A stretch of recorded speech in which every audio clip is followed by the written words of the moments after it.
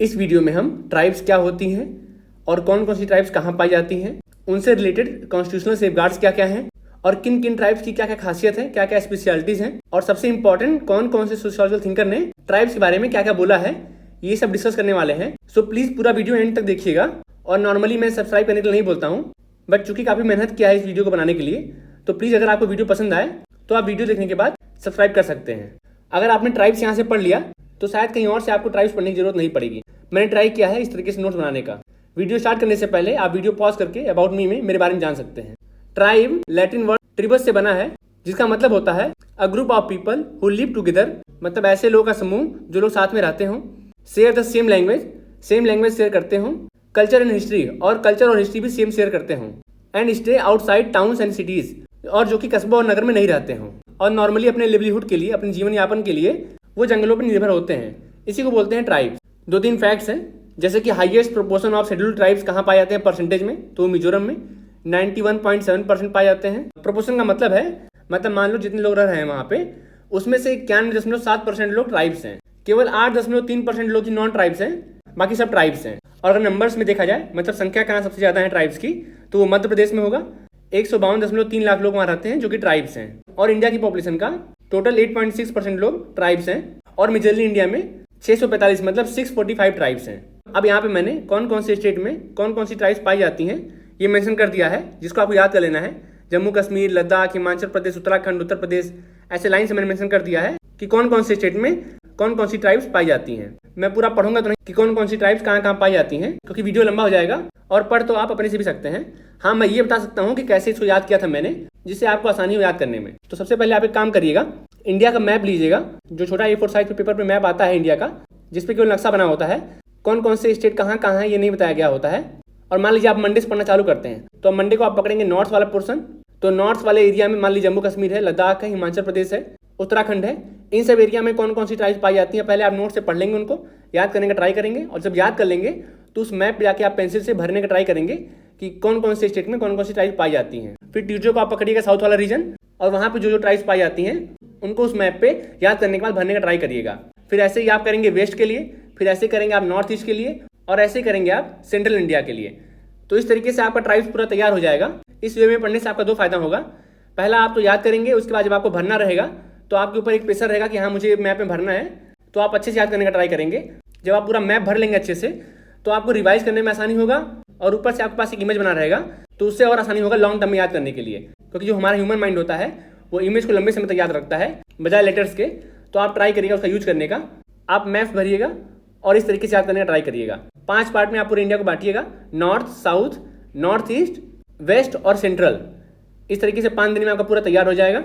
1-1 घंटे लगेंगे I think. उसके बाद कुछ दिन का आप गैप रखिएगा और फिर से आप वापस आके याद करने का ट्राई करिएगा कि आप कहीं कुछ भूल तो नहीं रहे हैं। अगर आप ऐसा कर लेते हैं तो आपको कौन सी ट्राइब्स कहाँ पाई जाती हैं इसमें कभी कंफ्यूजन नहीं रहेगा।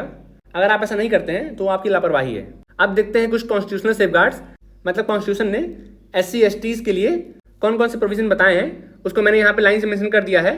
बहुत इंपॉर्टेंट है और कई बार पूछता है, तो उसको आपको अच्छे से याद कर लेना है। जैसे कॉन्स्टिट्यूशन का जो पार्ट 16 है, उसमें स्पेशल प्रोविजंस हैं ST के लिए, STs के लिए, एंग्लो इंडियंस के लिए, OBCs के लिए, जिसमें उनको स्पेशल बेनिफिट प्रोवाइड करवाया जाएगा। फिर है आर्टिकल 15(4), जिसमें शेड्यूल्ड ट्राइब्स के एजुकेशन एडवांसमेंट की बात की गई है कि किस आर्टिकल में शेड्यूल्ड ट्राइब्स के एजुकेशन एडवांसमेंट की बात की गई है।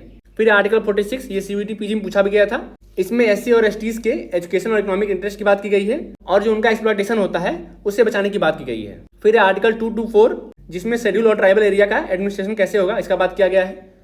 फिर आर्टिकल 275, जिसमें ट्राइबल एरियाज में इंफ्रास्ट्रक्चर कैसे डेवलप करना है, कितना डेवलप करना है, इसका बात किया गया है। उसके बाद है आर्टिकल 330, जिसमें लोकसभा में SC और STs को कितना रिजर्वेशन मिलेगा, इसका बात किया गया है। फिर आर्टिकल 332, जिसमें विधानसभा की सीट्स में कितना रिजर्वेशन मिलेगा SC और STs को, इसका बात किया गया है। ये दोनों आर्टिकल काफी इंपॉर्टेंट है, वैसे इंपॉर्टेंट सारे हैं बट ये दोनों और ज्यादा इंपॉर्टेंट है, तो इसको आपको भूलना नहीं है, कंफ्यूज भी नहीं होना है। फिर आर्टिकल 335, जिसमें SC और STs को सर्विसेज में कुछ बेनिफिट्स मिलते हैं और वो क्लेम कर सकते हैं अपनी सर्विसेज और पोस्टेज। फिर आर्टिकल 338, जिसमें प्रेसिडेंट ऑफ इंडिया द्वारा एक स्पेशल ऑफिसर SCs और STs के एडवांसमेंट के लिए। फिर आर्टिकल 338 का A, जिसमें कमीशन बैठेगी, जिसको national commission for scheduled tribes बोलते हैं, और SC और STs के अपलिफ्टमेंट के लिए क्या क्या किया जा सकता है इसके बारे में डिस्कशन होगा। फिर आर्टिकल 340, जो बैकवर्ड क्लास की कंडीशन को इन्वेस्टिगेट करने के लिए एक कमीशन का बात करता है। इस तरीके से जितने इंपॉर्टेंट आर्टिकल्स थे मैंने यहाँ पे कवर कर दिए हैं ट्राइब से रिलेटेड, सबको आपको याद कर लेना है। कुछ मेन स्कॉलर्स हैं ट्राइबल स्टडीज से रिलेटेड, सोशियोलॉजी मेंडल बॉम है, रॉय बर्मन है, वेरियर एल्विन है और विद्यार्थी हैं। इसमें से क्वेश्चन पूछ सकता है कि इनमें से कौन ट्राइबल स्टडीज से रिलेटेड नहीं है। तो अगर आप याद रखेंगे तो आपको आसान हो जाएगा कि हाँ ये लोग काम किए ट्राइबल स्टडीज पे, तो उससे आप क्वेश्चन एलिमिनेट कर पाएंगे। फिर एफ जी बेली का कॉन्सेप्ट है caste tribe continuum, Surajit Sinha का कॉन्सेप्ट है ट्राइबल राजपूत कॉन्टिन्यूम, और फिर एक कॉन्सेप्ट है सुरजीत सिन्हा का ट्राइबल पिजन कॉन्टिन्यूम। कॉन्टिन्यूम का मतलब होता है लगातार होने वाली प्रक्रिया, मतलब ऐसी प्रक्रिया जो कंटिन्यू हो। मतलब मान लीजिए एग्जांपल लेते हैं ट्राइब से कास्ट बनने की प्रक्रिया, तो ये ऐसी प्रक्रिया जो लगातार चल रही होती है, इसका भी एंड नहीं हुआ होता है, ये अपने गोल तक पहुंची नहीं होती है, ये भी चेंजिंग अवस्था में होती है, इसी को बोलते हैं कंटिन्यूम। तो ये 3 फैक्ट्स थे, आपको याद कर लेने थे। अब देखते हैं कौन कौन सी ट्राइब्स का बात कौन कौन से थिंकर करते हैं। सो जीएस गुरिया बात करते हैं 3 टाइप की ट्राइब का, Hinduise tribes, partially Hinduise tribes और हिल सेक्शन ट्राइब्स। ज़्यादा आपको डिटेल में जाने की जरूरत नहीं है, क्योंकि अगर पूछना भी होगा तो क्वेश्चन यही पूछेगा कि कौन कौन सी टाइप की बात कौन करता है। सो जितना इंपॉर्टेंट था मैंने यहाँ पे मेंशन कर दिया है। फिर श्रीकांत एक थिंकर है, वो बात करते हैं ट्राइबल्स का, सेमी ट्राइबल्स का, एक्चुअल ट्राइब्स का और एसिमिलेटेड ट्राइब्स का। फिर डी एन मजुमदार हैं जो बात करते हैं प्रिमिटिव ट्राइब का, tribe with degree of association का और हिंदुआइज ट्राइब्स का। फिर वीरियर एल्विन बात करते हैं मोस्ट प्रिमिटिव ट्राइब का, इंडिविजुअलिस्टिक ट्राइब का, डी ट्राइबलाइज का और ट्राइबल एरिस्टोक्रेट का। फिर बी एस गुहा करते हैं रेशियल डिवीजन ऑफ ट्राइब, जिसमें वो रेस के आधार पर बांटते हैं ट्राइब्स को, मतलब किसका डील डॉल किसका फिजिक कैसा रहेगा उसके हिसाब से बांटते हैं। तो बांटते हैं प्रोटोस्लाइट्स में, मैंगोलाइट्स में और निग्रिटो में। प्रोटोस्लाइट्स में आते हैं गोंड, मुंडा, हो। मंगोलाइट्स में आते हैं भोटिया, वांचुंग, नागा, खासी। निग्रिटो में आते हैं कदार, ओंगे, जारवा। अब यहाँ पे है कि कौन कौन से ट्राइब्स कौन कौन से रिलीजन को फॉलो करते हैं। तो क्रिश्चियनिटी को फॉलो करते हैं नागाज, मिजोज, सांथाल्स और मुंडा। जरूरी नहीं है कि मुंडाज में, सांथाल्स में या फिर मिजो में सारे क्रिश्चियनिटी को फॉलो करते हों, बट जो मेजोरिटी है वो क्या फॉलो करती है उसके हिसाब से यहाँ पे बताया गया है। फिर है बुद्धिस्ट रिलीजन, जिसको भूटिया और लेप्चा फॉलो करते हैं, और हिंदू को फॉलो करते हैं भील्स और भीमीज। और बहुत सारे होंगे, बट जो मुझे इंपॉर्टेंट यहाँ पे मिले वो मैंने यहाँ पे मेंशन कर दिया था। अब सबसे इंपॉर्टेंट पार्ट आता है कौन कौन से ट्राइब्स की कौन कौन सी स्पेशलिटीज होती हैं ये देखना, और सबसे ज्यादा क्वेश्चन भी यहीं से पूछे जाते हैं। तो मैंने अलग अलग करके बांट दिया है, तो मैक्स टू मैक्स याद करने का ट्राई करिएगा। नंबर 1 पे डिस्कस करते हैं चोला नायकन के बारे में, जो नीलांबूर वैली में रहते हैं केरला में। इनकी खासियत क्या है, इनकी जो टेरिटरी होती है, मतलब जो क्षेत्र होता है, उसको ये लोग तेस्मान बोलते हैं। पता नहीं मैं नाम सही से ले रहा हूँ नहीं ले रहा हूँ, बट मैंने यहाँ पे मेंशन कर दिया है TSENMAN। और ये फूड गेदर्स होते हैं, हंटर्स होते हैं, ये मोनोगेमी फॉलो करते हैं। और यहाँ पे प्री मैरिटल सेक्स अलाउड होता है, मतलब कि शादी के पहले आप सेक्स कर सकते हैं। जो इनका एल्डेस्ट मेंबर होता है वो फैमिली का हेड होता है, और नॉर्मली वो मेल ही होता है, फीमेल फैमिली की हेड नहीं होती है। एक चीज़ आप नोटिस किए होंगे यहाँ पे कि जो ट्राइब्स हैं वो भी प्री मैरिटल सेक्स को अलाउड करती हैं। चूंकि आप सोशियोलॉजी के स्टूडेंट हैं तो मुझे आपको बताना बहुत जरूरी है किस तरीके से हम चीज़ों को दे सकते हैं। अगर आपने करंट अफेयर पढ़ा होगा तो उसमें आपको मालूम चला होगा कि उत्तराखंड में अब लिव इन रिलेशनशिप को बैन कर रहे हैं। मतलब अगर आप लिव इन रिलेशनशिप में रहते हैं तो आपको आपके पेरेंट्स से कंसेंट लेना पड़ेगा, मतलब स्वीकृति लेना पड़ेगा लिव इन रिलेशनशिप में रहने के लिए। सोचिए कितना अजीब है कि अगर आपने हैना एरेंट का कॉन्सेप्ट पढ़ा होगा private sphere versus public sphere, तो आपको मालूम चला होगा किस तरीके से पब्लिक स्पेयर अलग होता है, प्राइवेट स्पेयर अलग होता है। तो कोई अगर 2 लोग रह रहे हैं लिव इन रिलेशनशिप में तो वो हो गया प्राइवेट स्पेयर। गवर्नमेंट को वहाँ पे इंटरफेयर नहीं करना चाहिए। यहाँ तक कि देखिए जो ट्राइब्स है चोला नायकन, वो भी प्री मैरिटल सेक्स को अलाउड करती है। बट देखिए धीरे धीरे हम लोग मॉडर्न होने के बाद भी पता नहीं किस तरफ बढ़ते जा रहे हैं कि वहाँ पे लिव इन रिलेशनशिप में रहना, साथ में घूमना, मेल फीमेल का ये अलाउड नहीं है। अब यहाँ पे कुछ लोग आर्ग्यू करते हैं कि हमको अपनी संस्कृति बचानी है और अराजकता फैल जाएगी अगर 2 लोग साथ में रहने लगेंगे। तो मैं उनसे पूछना चाहूँगा जो यूरोपियन कंट्रीज़ हैं क्या वहाँ पे अराजकता फैल गई है? जो यूरोपियन कंट्रीज़ हैं क्या वो डेवलप नहीं हो पा रही हैं? वहाँ पे तो नॉर्मल होता है लिव इन रिलेशनशिप में रहना। और भी मैं यहाँ पे एक चीज़ पूछना चाहूँगा कि जब हमको प्रधानमंत्री चुनने का अधिकार हो जाता है 18 साल के बाद में, या फिर मुख्यमंत्री चुनने का अधिकार हो जाता है 18 साल के बाद में, तो ये माना जाता है हम एक वयस्क नागरिक हैं और अपने फैसले खुद कर सकते हैं। जब हम पूरे देश को कौन रिप्रेजेंट करने वाला ये फैसला कर सकते हैं तो मेरे साथ कौन रहेगा, क्या ये फैसला हम नहीं कर सकते हैं? कि बंदे को मुख्यमंत्री प्रधानमंत्री चुनने का अधिकार हो गया है, बट किसके साथ में वो रहेगा और कब रहेगा इसका अधिकार उससे छीन लिया गया है। अब टॉपिक पे वापस आ जाते हैं। तो इसमें से क्वेश्चन ऐसे पूछ सकता है चोला नायकन कहाँ पाए जाते हैं, तो आप लगा देंगे केरला में पाए जाते हैं। या फिर क्वेश्चन ऐसे पूछ सकता है तेस्मान किस ट्राइब के टेरिटरी का नाम है, तो आप लगा देंगे चोला नायकन। या फिर पूछ लेगा इनमें से कौन से ट्राइब्स हंटर और गैदरस नहीं है, तो अगर आपको पता रहेगा कि चोला नायकन हंटर और गैदरस हैं तो इजीली आप एलिमिनेट कर पाएंगे। सेकंड है खासी ट्राइब्स, काफ़ी इंपॉर्टेंट ट्राइब्स है और काफ़ी क्वेश्चन इससे पूछ सकता है। सो उससे रिलेटेड जो मुझे फैक्ट मिले यहाँ पे मैंने मेंशन कर दिया है, इसको आपको याद कर लेना है। खासी लोग अपनी फैमिली को लिंग नाम से बुलाते हैं, तो ये भी एक फैक्ट आपको याद कर लेना है। पूछ सकता है कि कौन सी ट्राइब की फैमिली का नाम लिंग है, तो वो खासी ट्राइब हो जाएगी। इन लोगों में विलेज एंडोगेमी होता है, मतलब एक ही विलेज में शादी कर लेंगे। एंडोगेमी का मतलब होता है आपस में शादी करना, एक्सोगेमी का मतलब होता है बाहर शादी करना। तो विलेज एंडोगेमी का मतलब होगा उसी विलेज में शादी हो जाएगी। इनमें जो मैट्रिलिनियल किन होते हैं उनको कुर बोला जाता है और नॉन मैट्रिलिनियल किन को खा बोला जाता है। तो ये भी काफी इंपॉर्टेंट है, पूछ सकता है कि कुर और खा किस टाइप से रिलेटेड है, तो खासी टाइप से रिलेटेड है, इसको आपको याद कर लेना है। ये मैट्रिलिनियल होते हैं, जो प्रॉपर्टी का ट्रांसफर होगा वो फीमेल टू फीमेल होगा। ये ट्राइब एक वर्ड यूज करते हैं ईसिंग, इसका मतलब होता है पीपल ऑफ 2 और 4 जनरेशन, 2 या 4 जनरेशन के अंदर के जो लोग होते हैं उनको ईसिंग बोलते हैं। और एक वर्ड यूज करते हैं लोग सीएम, जिसका मतलब होता है इलेक्टोरल कॉलेज से, मतलब जो वोटिंग के द्वारा जो मेंबर इलेक्ट होता है उसको बोलते हैं सीएम। एक बुक है इंग्लिश खासी डिक्शनरी, वो निशोर सिंह ने लिखा है, तो इसको भी आपको याद कर लेना है। ये भी फैक्ट काफी इंपॉर्टेंट है। जितना भी मैं यहाँ पे बोल रहा हूँ उसको प्लीज आप याद कर लीजिएगा, लापरवाही मत करिएगा, वरना नोट्स यही रहेगा, कुछ लोग बना के आएंगे एमसीक्यू और कुछ लोग उसको लापरवाही के चक्कर में छोड़ के आएंगे। नेक्स्ट ट्राइब है टोडा, जो नीलगिरी आप साउथ में रहते हैं, मतलब नीलगिरी की पहाड़ियों में रहते हैं, तमिलनाडु में, मोस्टली तमिलनाडु में। इनमें एडेल्फी पॉलीएंड्री पाई जाती है। जब मैं फैमिली मैरिज में किसी पढ़ाऊंगा उसमें बताऊंगा पॉलीएंड्री क्या होती है, पॉलीगैनी क्या होता है, एडेल्फी पॉलीएंड्री क्या होती है, एडेल्फी पॉलीगैनी क्या होता है। अभी बस आपको याद कर लेना है कि एडेल्फी पॉलीएंड्री टोडाज में पाई जाती है। पास्टोरल्स होते हैं, मतलब चारावाह होते हैं, लोग भैंसों को काफ़ी मानते हैं, और जो उनका डेयरी होता है जहाँ पे भैंसें रहती हैं उसको ये लोग एज ए टेम्पल ट्रीट करते हैं। तो ये क्वेश्चन पूछ सकता है इस ट्राइब में डेयरी को टेम्पल ग्रुप में ट्रीट किया जाता है, टेम्पल ग्रुप में देखा जाता है, तो हो जाएंगे टोडा ट्राइब्स। ये 2 एंडोगेमियस सब ग्रुप में डिवाइड होते हैं। पहला है तार थारोल और दूसरा है तेवेलोल। अब आपको ये काफ़ी अजीब टर्म लग रहे होंगे, बट ये यूपी असिस्टेंट प्रोफेसर 2021 में आई थिंक पूछा गया था कि तार थारोल किस ट्राइब से रिलेटेड है। तो अगर आप लापरवाही करेंगे तो ऐसे आप मिस्टेक करके आ जाएंगे। इनमें बो और एरो सेरेमनी होती है। ये तब होता है जब वुमेन की प्रेगनेंसी का 7 मंथ हो चुका हो। ये काफ़ी इंपॉर्टेंट है, अक्सर एमसीक्यू पूछता है कि वुमेन के प्रेगनेंसी के किस मंथ में बो एंड एरो सेरेमनी मनाई जाती है, तो वो 7 मंथ होगा। कहीं कहीं 4 मंथ दिया हुआ है, बट वो गलत रहेगा। इनमें क्रॉस कजिन मैरिज प्रेफर किया जाता है और चाइल्ड मैरिज भी होता है, मतलब कजन और कजन शादी कर सकते हैं, और ये लोग बाल विवाह भी करते हैं। 2 टर्म्स है नोआम और नेन, ये टोडा काउंसिल होती हैं जो पूरी ट्राइब्स को रेगुलेट करती हैं। अब यहाँ पे एक इंटरेस्टिंग फैक्ट है, जो नीलगिरीज की पहाड़ियाँ हैं वहाँ पे 5 ट्राइब्स पाई जाती हैं, टोडा, कोटा, कुरुम्बा, इरूला और बगाडा। जो टोडा और कोटा होते हैं वो लिव्स इन हायर रीजन, मतलब कि पहाड़ी ऊपरी क्षेत्र में रहते हैं, और जो कुरुम्बा और इरूला होते हैं वो लोअर रीजन में रहते हैं, मतलब कि ढलान वाले क्षेत्र में रहते हैं। इसमें से जो कोटा होता है वो कल्टीवेटर्स होते हैं, मतलब कि खेती करते हैं, और जो कुरुम्बा और इरूला है वो हंटिंग करते हैं। मैंने यहाँ पे मेंशन कर दिया है, इसको आप पढ़ लीजिएगा, और समझा भी दिया कि किसका मतलब क्या होता है। नेक्स्ट ट्राइब है मुलुकुरुम्बा, जो वायनाड केरला में पाए जाते हैं, और इनका जो रहने का स्थान होता है उसको वीडू बोलते हैं। ये पूछ सकता है कि वीडू किस ट्राइब से रिलेटेड है, तो मुलुकुरुम्बा से रिलेटेड है। मैं साथ में आपको बताते चल रहा हूँ कि क्वेश्चन कैसे पूछ सकता है, जिससे आपको याद करने में आसानी हो, समझने में भी आसानी हो। ये सेटल कल्टीवेशन करते हैं, मतलब कि एक ही जगह पे रह के वहाँ पे खेती करते हैं। ये एंडोगेमियस होते हैं, मतलब कि आपस में शादी करते हैं, और पैट्रिलिनियल होते हैं, मतलब जो प्रॉपर्टी होता है वो लड़के से लड़के में ट्रांसफर होता है। अब मैंने यहाँ पे लिखा है विलेज एक्सोगेमी, तो आप बोलेंगे अभी आप बोल रहे थे एंडोगेमियस होते हैं, फिर आप बोल रहे हैं विलेज एक्सोगेमी होता है।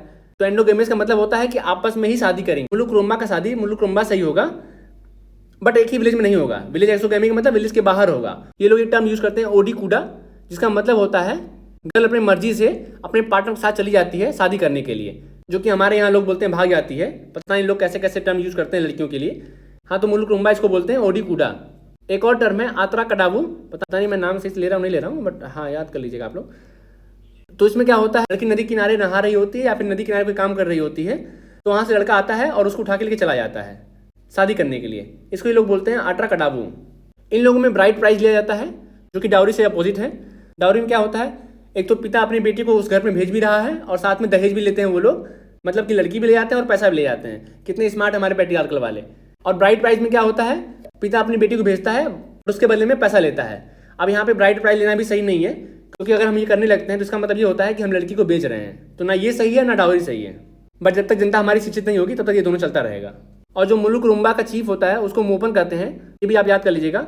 देखिए मैंने यहाँ पे एक पिरामिड बनाया है जिसमें मैंने 1 से लेकर 5 तक लिखा हुआ है सारे ट्राइब्स को, कि कौन सी ट्राइब अपने आप को सुपीरियर मानती है और उसका क्या पोजीशन है उस पर्टिकुलर क्षेत्र में। ये सारी ट्राइब साउथ की हैं, उसके हिसाब से मैंने बनाया है। नंबर 1 पे आता है चेटी, नंबर 2 पे आता है मुलुकुरुम्बा, नंबर 3 पे आता है केटू नायकन, नंबर 4 पे आता है उराली कुरुम्बा, नंबर 5 पे आता है पनियन।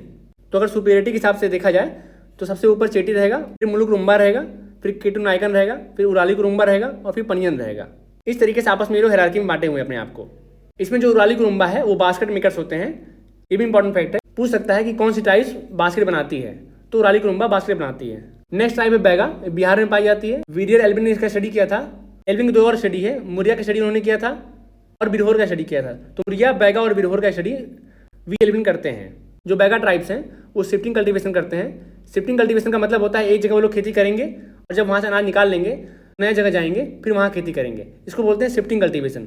मतलब कि वो लोग एक जगह स्थायी होकर कल्टीवेशन नहीं करते हैं। ये सेटल कल्टीवेशन का उल्टा है, इसमें एक जगह स्थायी होकर हम कल्टीवेशन करते हैं। ये लोग एक टर्म यूज़ करते हैं बेवार, इसका मतलब होता है कुल्हाड़ी या फिर एक्स। इनका एक और टर्म है चारहा, जो बैका ट्राइब्स का हेडक्वार्टर होता है उसको चाराह बोलते हैं। एक और ट्राइब है अप्पातानी जो अरुणाचल प्रदेश में पाई जाती है, और हेमनडॉर्फ जो कि एक थिंकर हैं वो इनके बार्टर सिस्टम का स्टडी किए थे।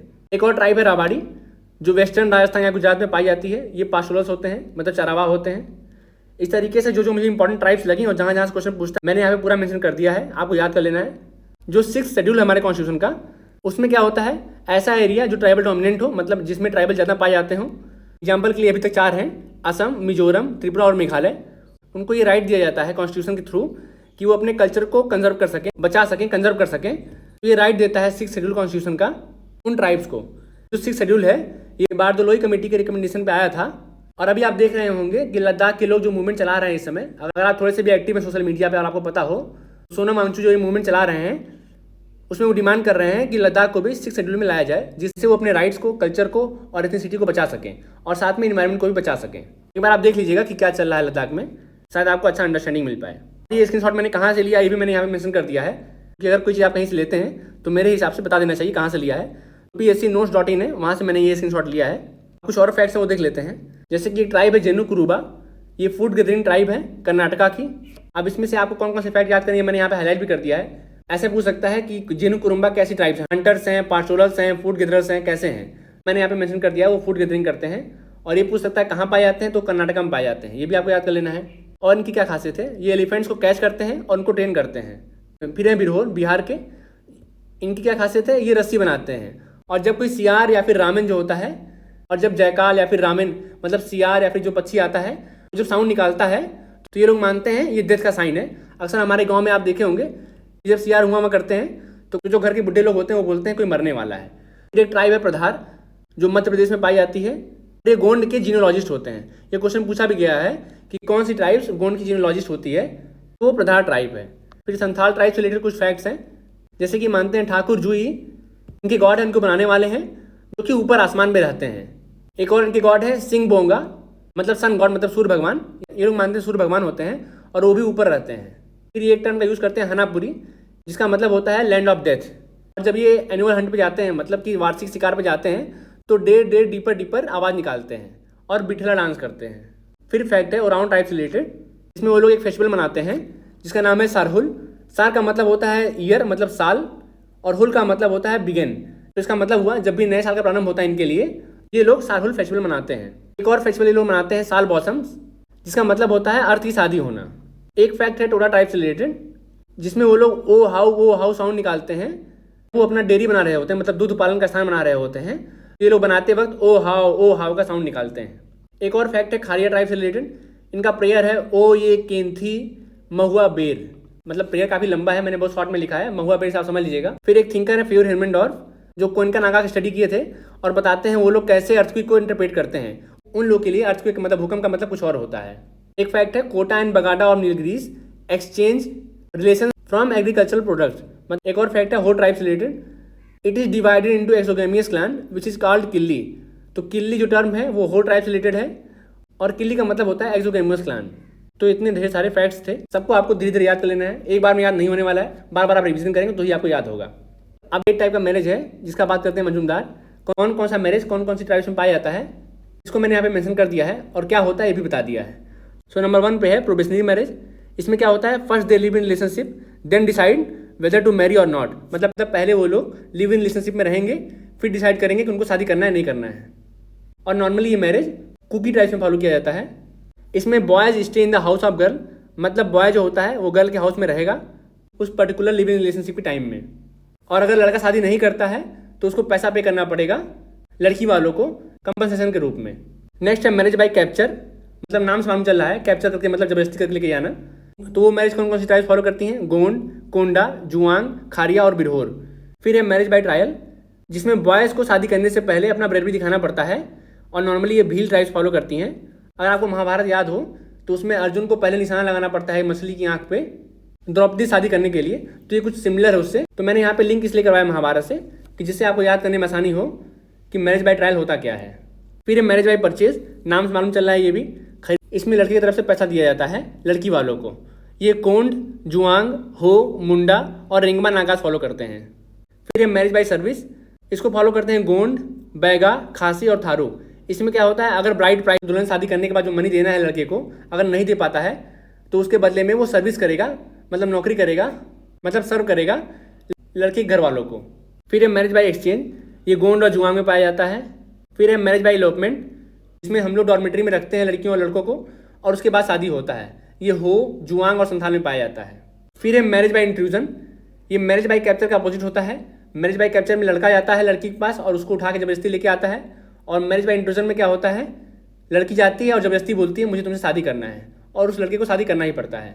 ये बिरहोर और हो में पाया जाता है। तो कौन कौन सा मैरिज किस ट्राइब्स में पाया जाता है इसको आपको याद कर लेना अच्छे से। इसमें भी प्लीज़ लापरवाही मत करिएगा, मुझे मालूम थोड़ा कठिन है याद करना और मुझे दिक्कत आई थी, बट अगर आप लोग एक बार याद कर लेंगे क्वेश्चन आपका नहीं छूटेगा।